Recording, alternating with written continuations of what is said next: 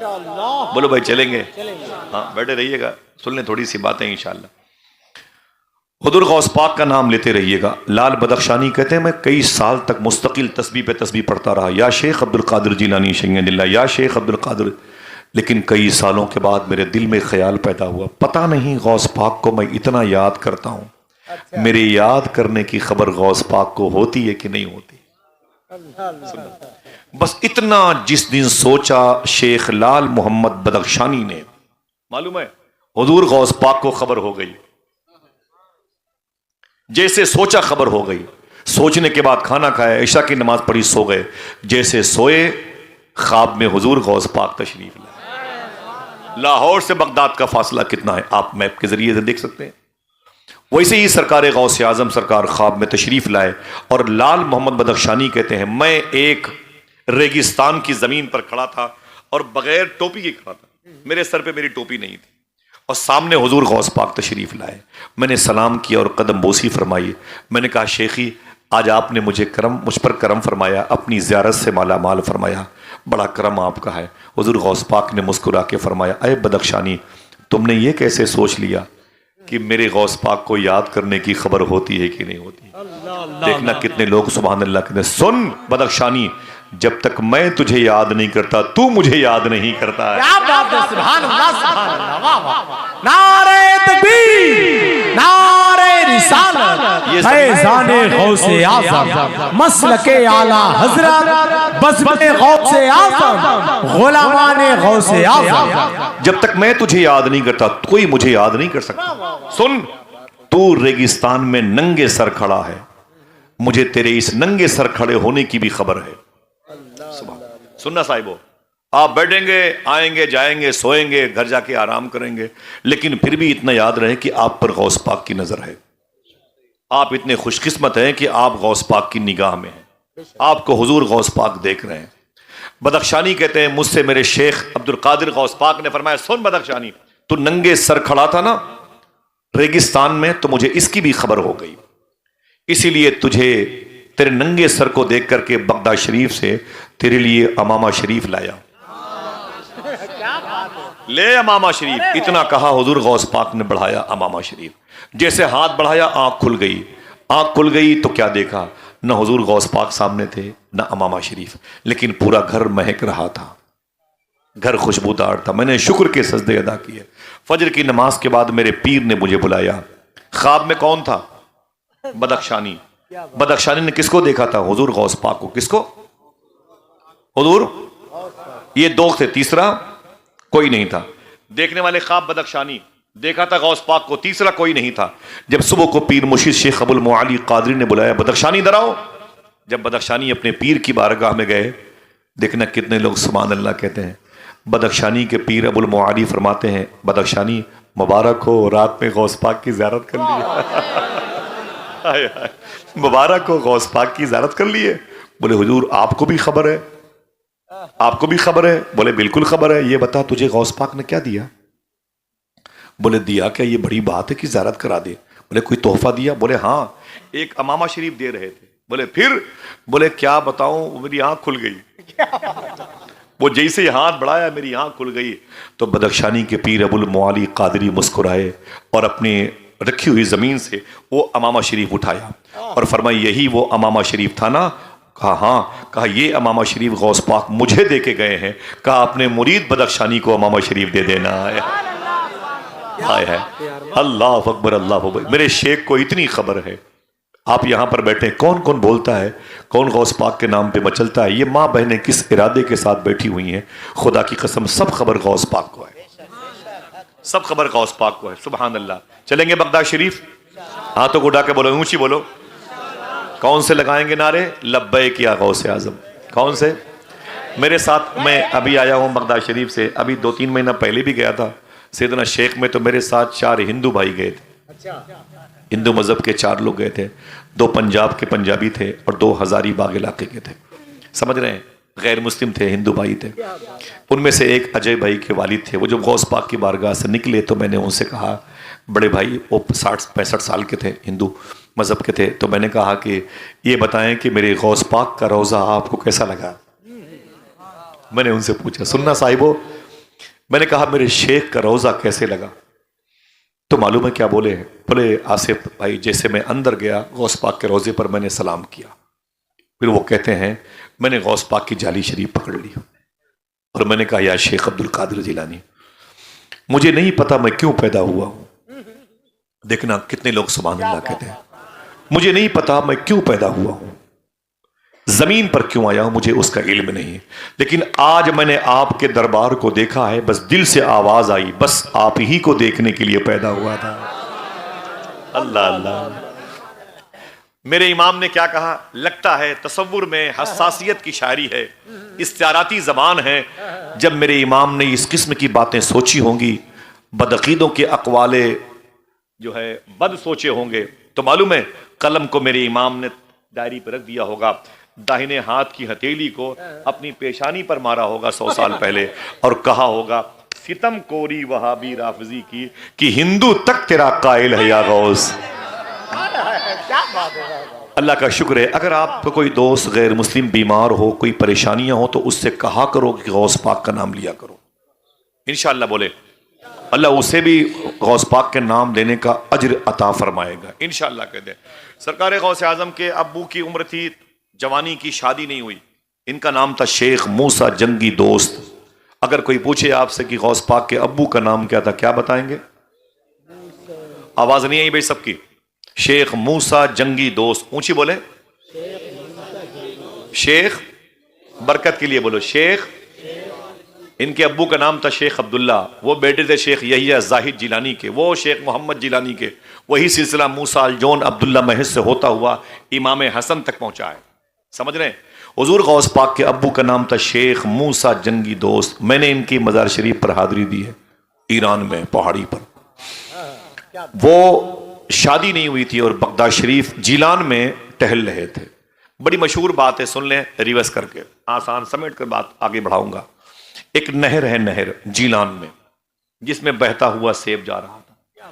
دل پہ ہاتھ رکھ کے بتائیں کہ قریب جتنے علماء کرام ہیں یہ بات سب نے بتائی ہے آپ کو کہ غوث پاک کے ابو نے بہتا ہوا سیب کھا لیا تھا. پتا ہے آپ کو؟ پتا ہے ماشاءاللہ، بس اسی پر رہیں آپ. ایک بہتا ہوا سیب کھا لیا تو دل میں احساس ہوا کہ بغیر پوچھے یہ چیز ہم نے استعمال کر لی.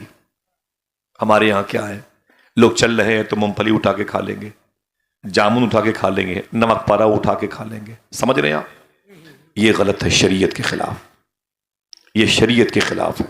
سرکار تیغ علی شاہ رحمۃ اللہ تعالی علیہ کی بارگاہ میں پرسوں تھا، ادھر 988 کے قریب آگے تھا، دانا پور پٹنہ میں. معلوم ہے سفر پہ اپنے مرید کے ہاں گئے تھے، اپنے مرید سے فرمایا تھا میرے لیے وضو کا پانی لاؤ اور میرے گھوڑے کے لیے چارہ لاؤ. آپ نے وضو کیا، 2 رکعت نماز پڑھی. مرید آئے، بولے حضور گھوڑا بیمار پڑ گیا، زمین پر لوٹ رہا ہے، منہ سے گندا پانی نکلتا ہے. تیغ علی شاہ سرکار فرماتے ہیں سرکاہی شریف مظفر پور پٹنہ میں ہے، مظفر پور ضلع بہار میں. فرماتے کیا ہوا؟ کہ حضور آپ کا گھوڑا بیمار پڑ گیا، زمین پہ لوٹ پوٹ رہا ہے. تیغ علی شاہ سرکار دوڑ کے گئے، دیکھا تو گھوڑے کے منہ سے گندا پانی آ رہا تھا.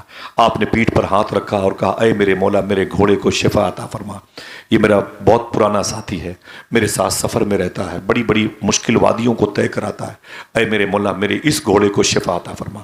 ہاتھ بڑھاتے بڑھاتے بڑھاتے بڑھاتے سرکار تیغ علی شاہ گھوڑے کے منہ تک گئے جہاں سے وہ گندا پانی، رال اور تھوک اور کچھ کھانے کے وہ جو چارے تھے نا وہ نکل رہے تھے گھاس پھوس کی صورت میں. جب آپ نے اسے دیکھا اللہ کے ولی تھے، رونے لگے. آپ نے اپنے مرید سے کہا یہ بتاؤ کہ آپ نے اسے کیا کھلایا میرے گھوڑے کو؟ تو مرید نے کہا کہ حضور آپ نے کہا تھا میرا گھوڑا بھوکا ہے، اسے چارہ کھلاؤ، تو میں نے اس کھیت سے چارہ اٹھا کر کے لا کے اس کو کھلا دیا بس. تو تیغ علی شاہ نے ایک جملہ کہا ہے، صحیح بتانا دل پہ ہاتھ رکھ کے وہ کھیت کس کا ہے؟ سننا صاحبو، ہر سال جلسے مت آیا کرو، لیکن ایک جلسے میں آ کر کے جو باتیں سن لیا کرو اسی پہ 10 سال تک عمل کرتے رہو گے. 10 سال تک ہر شب جلسوں میں رہنے کا ثواب ملتا رہے گا. ہم تو سنتے ہیں بھلا دیتے ہیں، اور اسی میں ہم بھی سنا کے بھلا دیتے ہیں. جلسے والے ہمیں کرایہ بھیجتے ہیں، ہم نہیں پہنچتے، پھر یہ کہتے ہیں کہ مولانا مبارک صاحب کی بھائی کرایہ واپس کیجئے. ہم کہتے ہیں کہ ہماری انسلٹ ہی کر رہا ہے. یہ بھی تو حرام ہے نا بھائی، اصول ہے، غلط ہے. یہی وجہ ہے اختلافات بہت زیادہ ہو چکے. اللہ ہمیں حلال کھانے کی توفیق عطا فرمائے، آمین کہو انشاءاللہ. معلوم ہے تیغ علی شاہ سرکار فرماتے ہیں یہ بتاؤ وہ کھیت کس کا ہے؟ اس نے کہا کھیت تو ہمارے گاؤں کے ایک صاحب کا ہے. تیغ علی شاہ نے رو کے کہا تھا صحیح بتانا تم نے کیا اس کھیت کے مالک سے بغیر پوچھے ہوئے چارہ اٹھا لیا؟ تو غلام نے کہا حضور ٹائم نہیں تھا اس سے پوچھنے کا. تیغ علی شاہ سرکار نے اپنے گھوڑے کی پیشانی چومی اور فرمایا سن میرے مرید سن، جیسے تیغ علی حرام نہیں کھاتا ویسے تیغ علی کا گھوڑا بھی حرام نہیں کھاتا. اللہ برا نہ ماننا، یہ آپ کے لیے اور میرے لیے نصیحت ہے.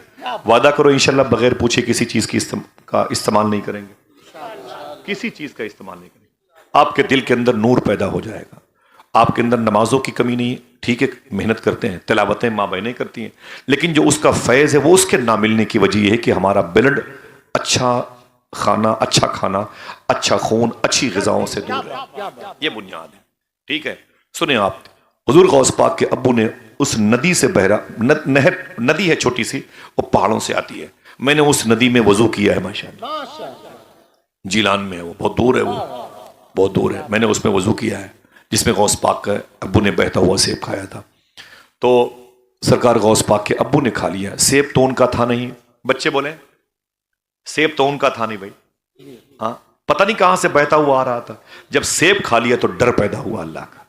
ہم کیا کرتے ہیں 30,000 کے قربانی کے بکرے کے لائیں گے، بکرے روز سیلفی لے کر کے بیٹے کے ساتھ، بیوی کے ساتھ، بیٹیوں اس کی تصویر بھیجتے رہتے ہیں. یہ 30,000 کا بکرا ہے، کہیں اللہ لکھا ہے کہیں محمد لکھا ہے، ہم اسی میں رہتے ہیں. یہ دیکھو یہ لکھا ہے، کچھ بھی سوچ لیا، ٹھیک ہے اپنی نیتوں پر موقوف ہے.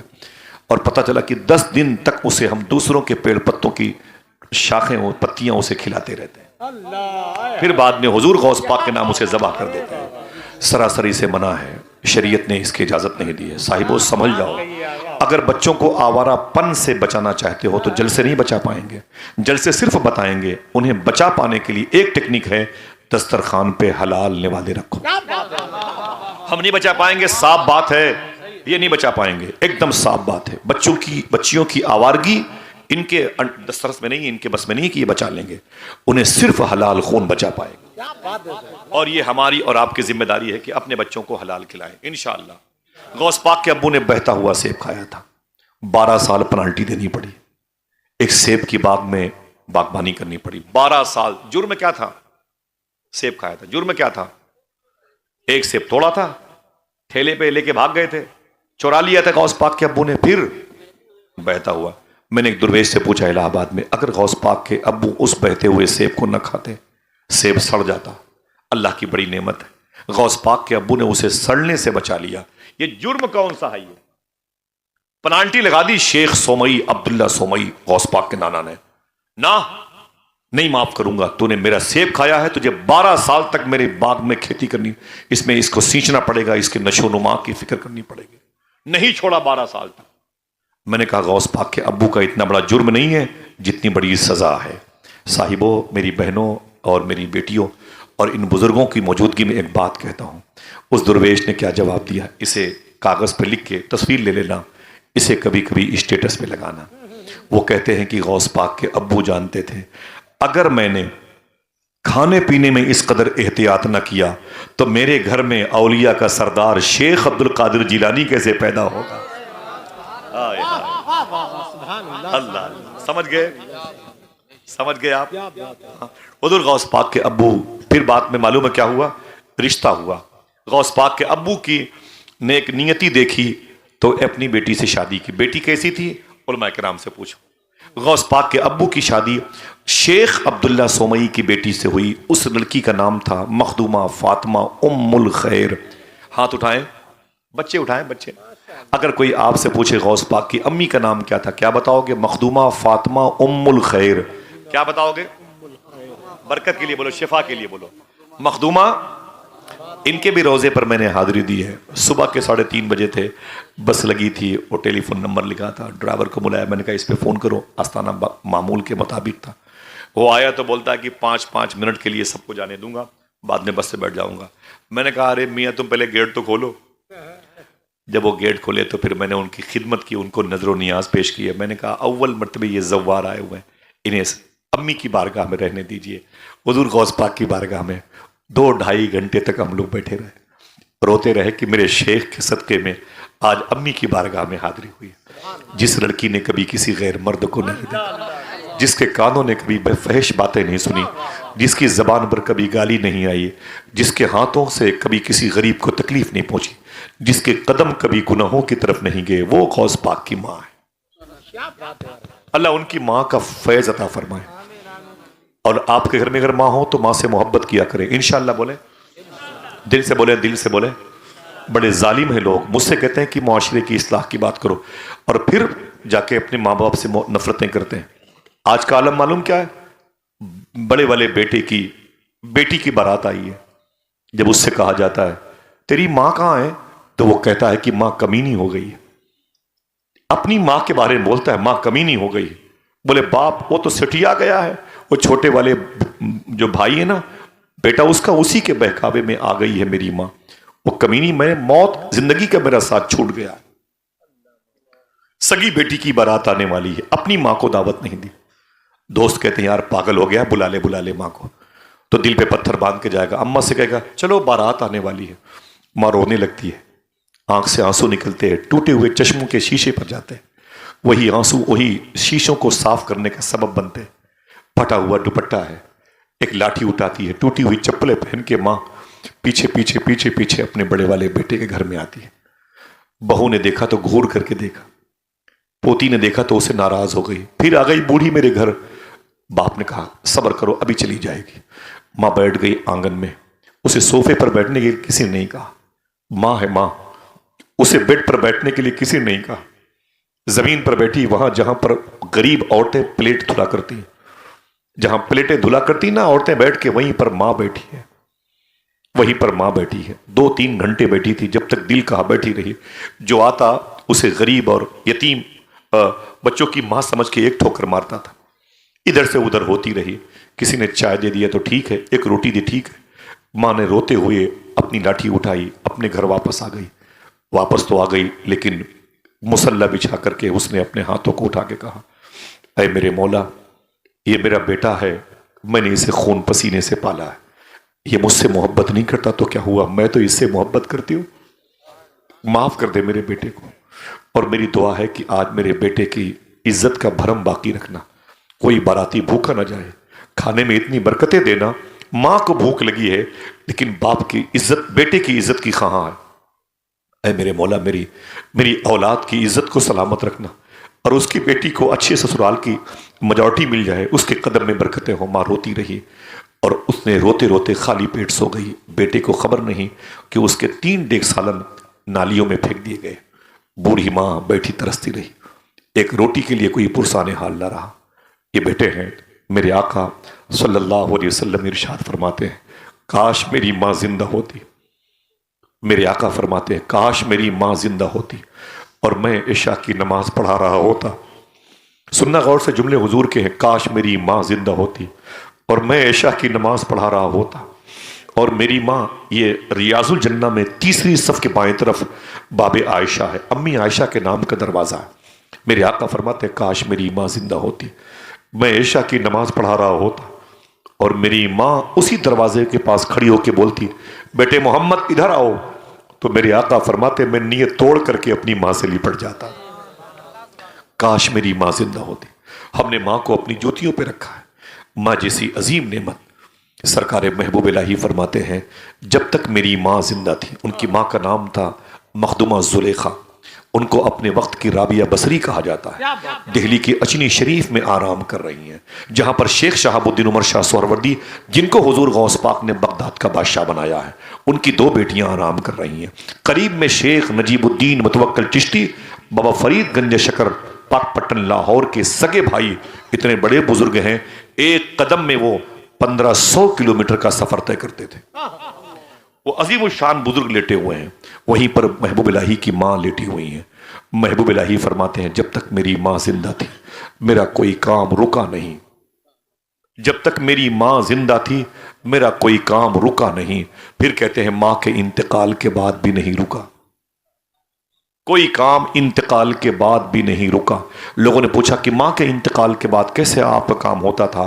آپ فرماتے محبوب الہی فرماتے میں اپنی ماں کی قبر پہ جاتا تھا، قبر کے قریب بیٹھ کے اپنے ہاتھوں کو اٹھا کے دعا کرتا تھا، قبر کے نیچے میری ماں آمین کہتی تھی، میرا کام بن جایا کرتا۔ اقبال دانش الہ آبادی نے کہا تھا ساتھ لیتا جا سفر میں کام آئے گا تیرے، ماں کا ایک لفظ دعا مشکل کشا ہو جائے گا۔ ذرا ہاتھ اٹھا کے بتائیں کتنے لوگوں کی ماں زندہ ہے؟ بولے اے اللہ تیرا شکر ہے۔ پھر سے بولے بہت بڑی نعمت ہے یہ جو آپ دیکھ رہے ہیں ان کی بہار ہے، ان کی آواز کی یہ جو چاشنی باقی ہے نا، یہ علماء کرام کا جو بھرم بچا ہے، قلیل تنخواہوں پہ اپنی راتوں کو حضور کی محفلوں میں بغیر کسی مفاد کے گزارتے ہیں، یہ سب ماں کی دعا کا بھرم۔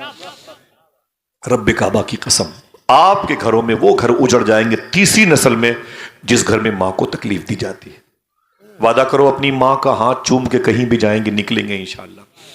انشاءاللہ بولے ماں کو کبھی تکلیف نہ پہنچانا، انشاءاللہ بولے۔ معلوم ہے ایک ڈیلیوری کے وقت تکلیف کتنی ہوتی ہے؟ ڈاکٹر سائنس کے لوگوں کو کہنا ہے ایک ماں جب اپنے بچے کو جنتی ہے نا، اس وقت ماں کو جو درد ہوتا ہے، اگر وہ درد 60 یا 70 مردوں کو بانٹ دیا جائے تو ہو سکتا ہے یہ مرد مر بھی سکتے ہیں۔ ڈیلیوری میں اتنی تکلیف ماں کو ہوتی ہے، لیکن تم مسکراتے ہوئے پیدا ہوئے، وہ اپنی تکلیف بھول گئی۔ اس نے تمہیں دیکھا میرا بچہ مسکرا رہا ہے، وہ بھی مسکرانے لگی۔ اس کا جسم ٹوٹ چکا ہے، بلیڈنگ کی وجہ سے جسم کی طاقت باقی نہ رہی، لیکن تمہاری زندگی میں اس نے اپنی زندگی بچا کے رکھی۔ حضور غوث پاک کے بیٹے شیخ بشیر گیلانی بغداد شریف میں حیات سے ہیں۔ میری دعا ہے کہ میرے ان بھائیوں کو اور آپ سب کو ان کی زیارت نصیب ہو جائے۔ میں ان کے گھر پہ گیا ہوں، مجھ سے بولے آصف، میں نے کہا نام شیخی، بولے کہ کورونا وائرس کے دور میں میری ساری بچیاں جو ہے وائرس کے شکار تھیں۔ سید بھائی بولے وائرس کے شکار تھیں، سب بیمار پڑ گئیں، آکسیجن کی کمی تھی، موتیں بہت ہو رہی تھیں، اور میرے گھر سے 10 کلومیٹر کے فاصلے پر حضور غوث پاک کی بارگاہ ہے، میں جا نہیں سکتا تھا، لاک ڈاؤن سخت تھا بغداد میں بھی جیسے انڈیا میں تھا۔ شیخ بشیر کہتے ہیں آصف میں پریشان ہو گیا، بچوں کی دوا بھی نہیں ملتی تھی، جینے کی بھی امید نہیں، مرنے کی پوزیشن پہ بچے تھے، میں کہاں جاتا، میرے ساری بچے بیمار پڑ گئے۔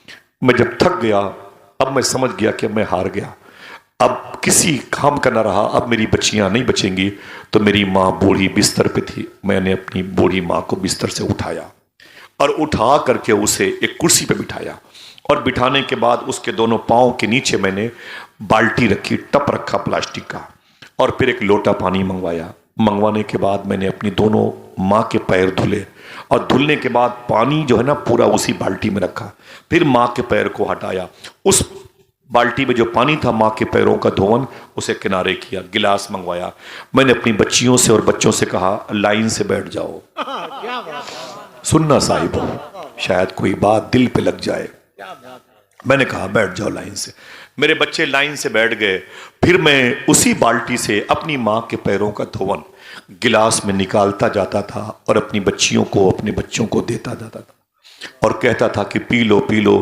کسی اور وجہ سے تمہیں موت آ سکتی ہے لیکن کورونا کی وجہ سے تمہیں موت اب نہیں آ سکتی ہے، اس لیے کہ تمہیں میں نے اپنی ماں کے پیروں کا دھون پلا دیا۔ یہ ماں ہوتی ہے۔ کیا کہا میرے آقا نے؟ کاش میری ماں زندہ ہوتی، کاش میری ماں زندہ ہوتی۔ جن کی مائیں ہیں پھر سے اٹھائیں اپنے ہاتھوں کو، بولے اے اللہ تیرا شکر ہے، ماں سے محبت کیا کرو انشاءاللہ، دل سے بولیں ماں کا ادب کیا کرو، کہیں بھی جائیے گا تو ماں کا ہاتھ چوم کے جائیے گا انشاءاللہ، بولیں دل سے بولیں انشاءاللہ، ٹھیک ہے؟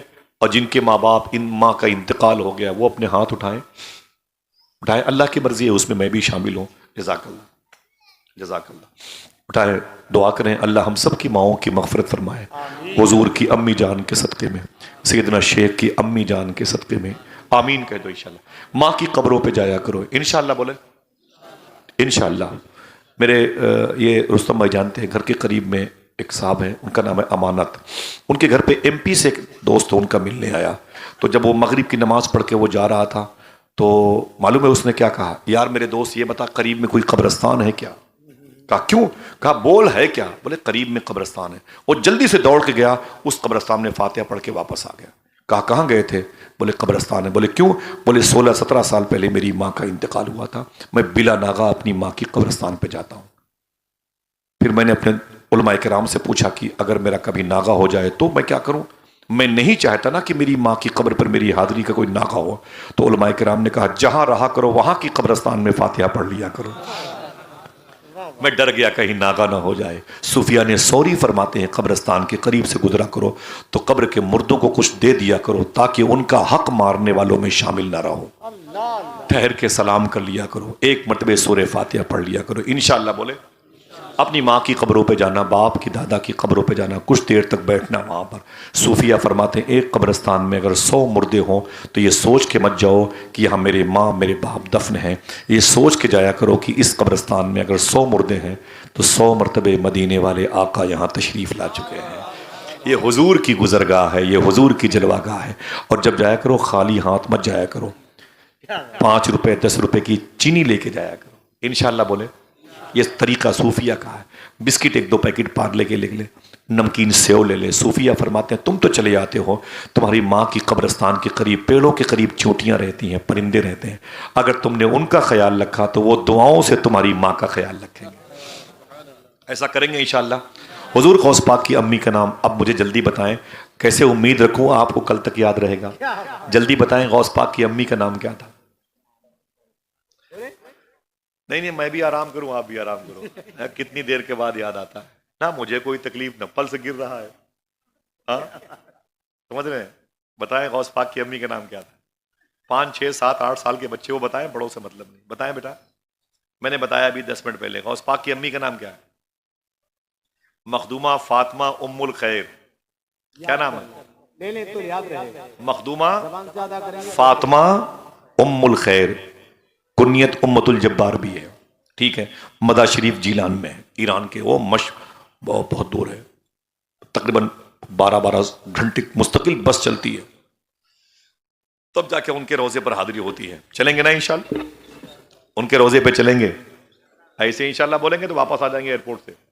اور دل سے بولیں, دل سے. سمجھ میں آیا کہ آپ دانا چاہتے ہیں. ٹھیک ہے, سمجھ رہے ہیں آپ. چلیں گے نا انشاءاللہ. حضور غوث پاک کی امی, غوث پاک کے ابو شیخ موسیٰ جنگی دوست اکٹھا ہوئے. شادی ہو گئی.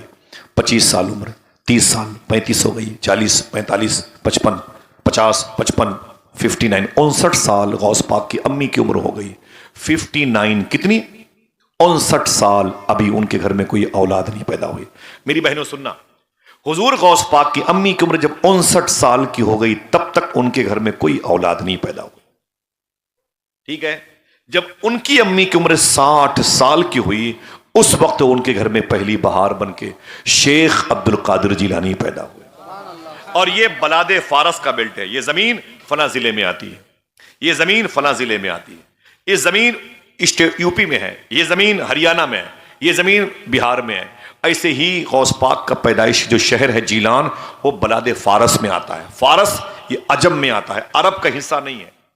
سائنس کہتی ہے کہ عرب کی عورتیں اگر 65 سال کی بھی ہو جائیں تو بچوں کو پیدا کر سکتی ہیں, لیکن غیر عرب کی عورتیں, ہمارے اور آپ کے ملک کی عورتیں 60 سال کی ہو جائیں گی تو بچے نہیں پیدا کر سکتی. وہ اسٹمنا ان کے اندر ہوتا نہیں ہے. بقیہ رب چاہے تو وہ تو میاں بیوی کا بھی محتاج نہیں. بغیر ماں باپ کے اس نے آدم علیہ السلام کو پیدا کیا. غوث پاک کی امی کی عمر جب 60 سال کی ہوئی تب حضور غوث پاک پیدا ہوئے. سبحان اللہ کہہ دو, اونچی بولے ماشاءاللہ. حضور سرکار غوث اعظم رضی اللہ تعالیٰ عنہ کی آمد ہوئی. میرے آقا سیدنا شیخ عبد القادر, ایک بات کا اشارہ کرنے کا مجھے حکم تھا. وہ سن لیں, جب 4 سال عمر ہوئی غوث پاک کی نا تو دروازے پر بیٹھے ہوئے تھے.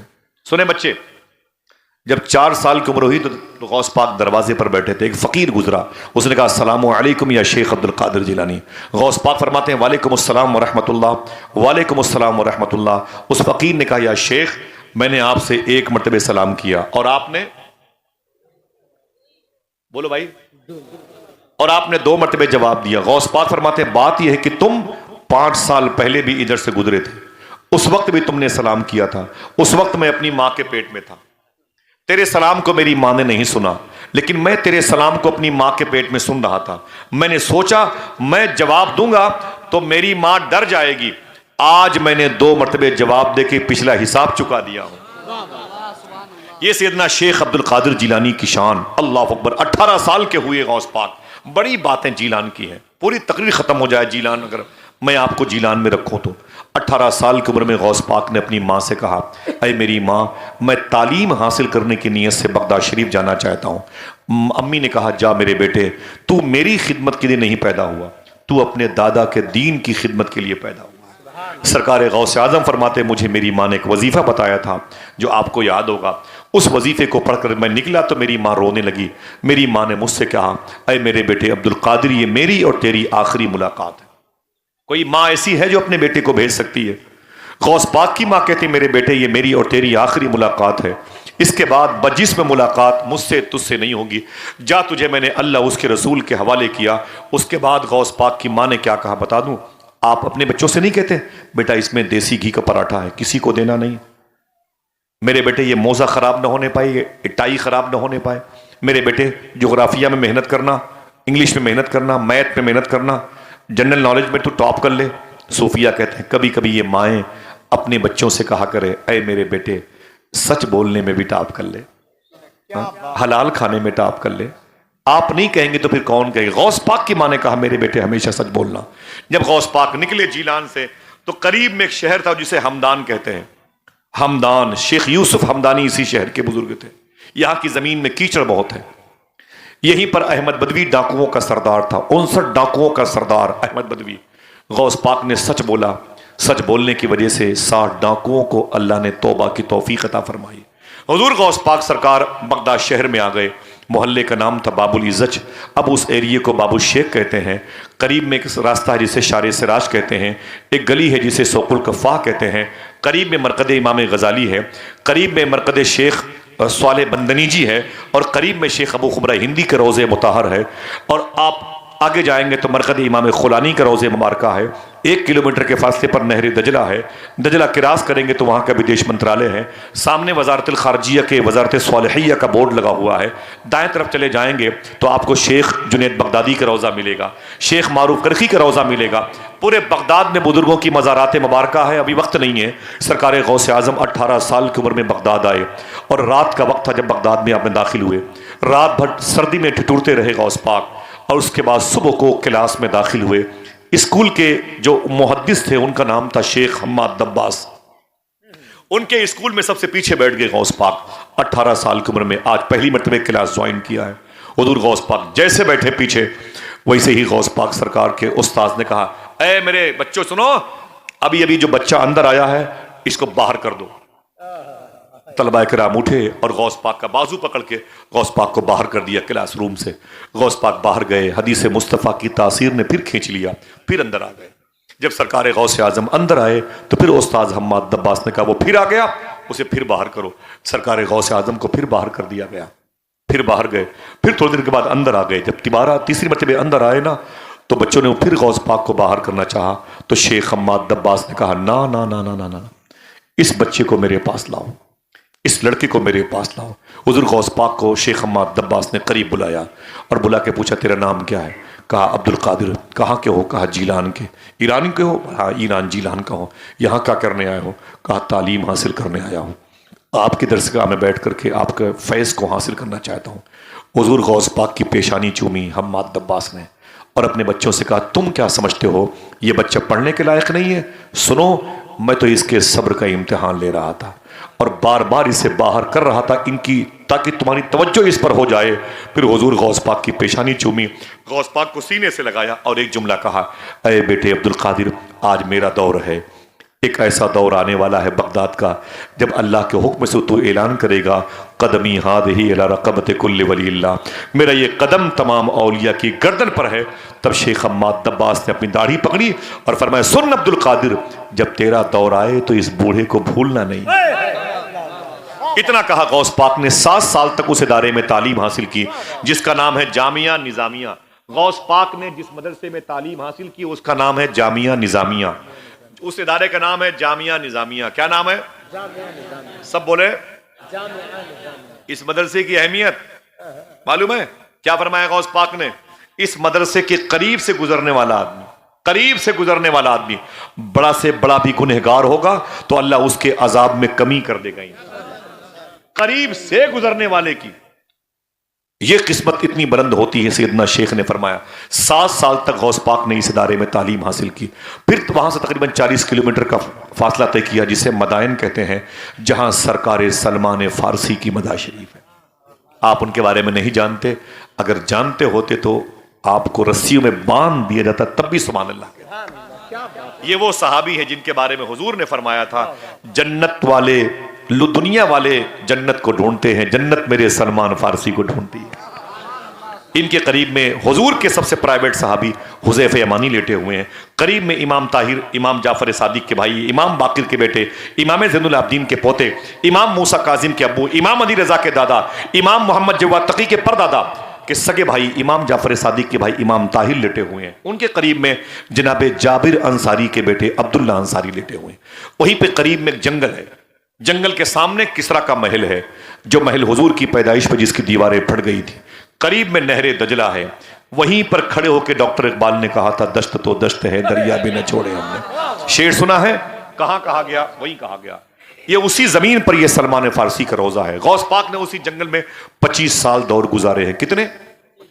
اونچی بولو۔ آپ کو اگر شادیوں میں روٹیاں ٹھنڈی ملے نا تو آپ گالیاں دیتے ہو، بوٹیاں نہ ہو تو سیلفی لے کر کے لڑکی والوں کو گالیاں دیتے ہو۔ معلوم ہے 25 سال تک غوث پاک نے اس جنگل میں گزارے ہیں۔ آپ رو کے فرماتے تھے خدا کی قسم پورے سال مجھے پانی پینے کے لیے ایک قطرہ بھی نہیں ملتا تھا، پورے سال ایک روٹی کا ٹکڑا بھی نہیں ملتا تھا، درختوں کی پتیاں کھا کے گزارا کرتا تھا۔ اتنی بھوک مجھے لگتی تھی میں دم نفس کا شکار ہوتا تھا، پاگل لوگ مجھے کہتے تھے، چور مجھے پہچانتے تھے۔ سیدنا شیخ نے 25 سال اس میں دور گزارے تھے، اور پھر آپ نے اللہ کی رضا حاصل کر لی، اور اللہ کے حکم سے حضور غوث پاک جب 50 سال کے ہو گئے تب واپس پلٹے بغداد شریف میں۔ لمبی داستانیں سمیٹتا ہوں، 2-3 باتیں مجھے زیادہ ضروری کرنی ہیں حضور غوث پاک کی۔ جب 50 سال کے ہو گئے تو اللہ کے حکم سے جامعہ نظامیہ کی باغ ڈور سنبھال لی۔ اب جامعہ نظامیہ میں غوث پاک نے 40 سال تک حدیث شریف پڑھی اور پڑھایا، قرآن پڑھا اور پڑھایا۔ غوث پاک سرکار نے کتنے سال تک پڑھایا؟ یہ بات یاد کر لیں، کتنے سال تک؟ اونچی بولیں، بتاؤں علماء کرام کی خوشی کا سامان، ہر سال 3000 اسٹوڈنٹس علماء کرام غوث پاک کے ادارے سے فارغ ہوتے تھے۔ کتنے؟ 3000 علماء کرام ہر سال غوث پاک کے مدرسے سے فارغ ہوتے تھے، ٹھیک؟ اور ان میں سے 50% لوگ علماء کرام جن کی تعداد 60-70 ہزار ہے، یہ کہاں جاتے تھے؟ یہ اس وقت سلطان صلاح الدین ایوبی کی فوج میں بھرتی ہوتے تھے۔ اسی فوجیوں کی عظیم الشان جارحیت کا نتیجہ تھا کہ بیت المقدس کو فتح کرنے والوں میں سلطان صلاح الدین ایوبی کا نام آتا ہے۔ یہ دین غوث پاک کے مدرسے کے علماء کرام کی تھی۔ ایک تاریخی بات میں نے بتائی آپ کو، اسے یاد رکھیے گا۔ معلوم ہے حضور غوث پاک سرکار نے اسی مدرسے میں رہ کر کے ہفتے میں 2 دن تقریر کیا کرتے تھے۔ کتنے؟ اونچی بولو بھائی، 2 ہی لوگ بولتے، دو ہی، ٹھیک ہے۔ غوث پاک سرکار 2 دن تقریر کرتے تھے، ٹھیک ہے۔ سب کو اپنی اپنی مادری زبان میں بات کرنے کا حق ہے۔ سنیں آپ، حضور غوث پاک تقریر 2 دن کرتے تھے۔ کتنے؟ سنیں آپ غور سے، 2 دن تقریر، لیکن ایک دن الگ تقریر لنگر خانے میں کرتے تھے، اس میں صرف اولیاء کی جماعت ہوتی تھی۔ اور جو پبلک بیس پہ تقریر کرتے تھے وہ 2 دن کرتے تھے، 400 لوگ قلم اور کاغذ لے کے بیٹھا کرتے تھے۔ جو زمین خالی ہے نا، یہ زمین خالی ہے نا میرے بھائیوں کے بیچ میں، معلوم ہے اس خالی زمین پر غوث پاک کی جب تقریر شروع ہوتی تھی نا تو دھما دھم مردان غیب گرا کرتے تھے، لوگ یہاں پہ گرتے تھے، گرنے کی آوازیں آتی تھیں۔ یہی نہیں، 400 جنازے اٹھا کرتے تھے حضور غوث پاک کی ایک دن کی تقریر میں، 400 جنازے اٹھا کرتے تھے۔ یہی نہیں، دل کے ہے تو بولنا، اور ہر تقریر میں تقریباً 400 لوگوں کو اللہ اپنا ولی بنا کے واپس کرتا تھا۔ جب غوث پاک تقریر فرماتے تھے، معلوم ہے غوث پاک سرکار نے تقریر شروع نہیں کی، حضور کے کہنے پہ شروع کی ہے۔ حضور نے تھوک شریف کے چھینٹے عطا فرمائے تھے۔ ایک بات بتاؤں آپ کو، یہ بات کم سنی ہوگی، پوری لائف میں حضور غوث پاک نے زمین پر کبھی تھوکا نہیں۔ لکھ لیجیے، بہت ساری باتوں پر اعتراض کرتے ہیں، آصف بھائی یہ کہاں سے حوالے، کہاں سے حوالے۔ میں نے کہا غوث پاک سے پوچھو، وہ سب بتا دیں گے۔ ہم سے کیوں پوچھتے ہو؟ ہم نے جن کی بات ہے کہ ان سے پوچھو۔ حقیقت میں کبھی میں نے کوئی بات اپنی طرف سے نہیں بتائی، حلفیہ بیان میں ساری باتیں غوث پاک کے فضل و کرم سے کتابوں میں ہیں، ذکر نہیں کرتا کتابوں کا، جا چھوڑ دیا حافظ قرآن سمجھ کے، سمجھے؟ کبھی حضور غوث پاک نے زمین پر تھوکا نہیں۔ میں نے ایک بزرگ سے پوچھا، حضور غوث پاک نے زمین پر تھوکا نہیں؟ کلی کرنا الگ معنی میں، زمین پر تھوکا نہیں، کیوں؟ دیکھنا کتنے لوگ سبحان اللہ کہتے ہیں. آپ فرماتے ہیں کہ حضور غوث پاک نے زمین پر اس لیے نہیں تھوکا کہ اللہ نے غوث پاک کے تھوک میں بھی ولایت رکھی تھی، اور ولایت زمین پر بہائی نہیں جاتی ہے. آئے آئے عبدالوکیل بھائی، بڑی بات ہے، بڑی بات. اور بتا دوں آپ سے، یہ سردی ہے، یہ جیکٹ، یہ سوٹر، یہ تمام طرح یہ لباس، اور یہ رومال کا یہ کانوں پر باندھنا، یہ آپ سب ماں بہنوں کا گرم لباس. معلوم ہے حضور غوث پاک کو سردی نہیں لگتی تھی. کسی سے پوچھ کے سبحان اللہ کہہ دیتے. بولو، حضور غوث پاک کو سردی نہیں لگتی تھی. سمجھ گئے آپ؟ بولو بھائی بولو. میں نے کیا کہا؟ غوث پاک کو سردی نہیں لگتی تھی. معلوم ہے کیا کرتے تھے؟ سردی کے دنوں میں ایک جبہ شریف غوث پاک پہنتے تھے، بہت ہی نارمل طریقے کا. اور غلاموں کو دیکھا گیا ہے وہ پنکھا جھلا کرتے تھے، اور حضور غوث پاک اپنے شان جلال میں بیٹھا کرتے تھے. اللہ اکبر، اللہ اکبر. پوری زندگی میں غوث پاک نے اونی جبہ نہیں پہنا، ایک دو مرتبے کل پہنا. اگر کہو تو بتا دوں کہ جب پہنا تھا تب کیا ہوا؟ کوئی دقت تو نہیں؟ گھر جائیں گے تو پھر یہیں رہیں گے؟ بتائیں نا، جب تک بغداد نہیں جائیں گے انشاءاللہ. انشاءاللہ بولیے. اللہ میرے بھائیوں کو سلامت رکھے. ذرا ہاتھوں کو اٹھا کے بولیں لبیک یا غوث اعظم. حضور غوث پاک نے اونی جبہ نہیں پہنا. تاریخ پڑھ کے دیکھیں، تھوڑی سی محنت کریں سب مل جائے گا. تاریخ پڑھ کے دیکھیں. معلوم ہے غوث پاک کے ایک خادم تھے، ان کا نام تھا شیخ بقا بن بطو. شیخ بقا بن بطو یہ مرید تھے شیخ ابو الوفا بغدادی کے. وہ بہت بڑے اولیاء کرام کے سردار تھے. بقا بن بطو کو غوث پاک نے لیا، فرمایا بقا چلو میرے ساتھ. وہ نکل گئے. قریب میں قبرستان تھی، اس قبرستان کے قریب پہنچے. سننا صاحبو، ایک قبر کے قریب پہنچے. غوث پاک سلام کیا اور قبر کے قریب بیٹھ گئے. اور پھر تھوڑی دیر کے بعد اپنے ہاتھوں کو اٹھا لیا. دعا کرتے رہے، روتے رہے، دعا کرتے رہے. بہت دیر ہو گئی، بہت دیر ہو گئی، بہت دیر ہو گئی. بہت دیر کے بعد اپنے ہاتھوں کو غوث پاک نے اپنے مبارک چہرے پر مس کیا. کہا بقا چلو.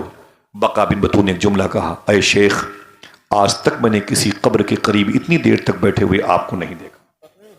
آج اس قبر کے قریب آپ اتنی دیر تک کیوں بیٹھے ہیں؟ دیکھنا بھائی. اور میں بتا دوں خوشی کے بعد، اب کی جو ہے نا سفر میں میں نے ہندوستان کے سب سے زیادہ علماء کرام کو دیکھا بغداد شریف. میں نے کئی مرتبہ ذکر کیا علماء کرام، اور انشاءاللہ سب جائیں گے. میں گزارش کروں گا قصیدے غوثیہ پڑھا کریں سب لوگ علماء کرام، فجر کی نماز کے بعد یا مغرب کی نماز کے بعد، یا دونوں وقتوں میں یا ایک وقت میں. انشاءاللہ کیا پڑھنا ہے؟ اور ایک شرط، غیبت سے بچیں انشاءاللہ. وظیفے کا اثر ہوگا. ٹھیک ہے؟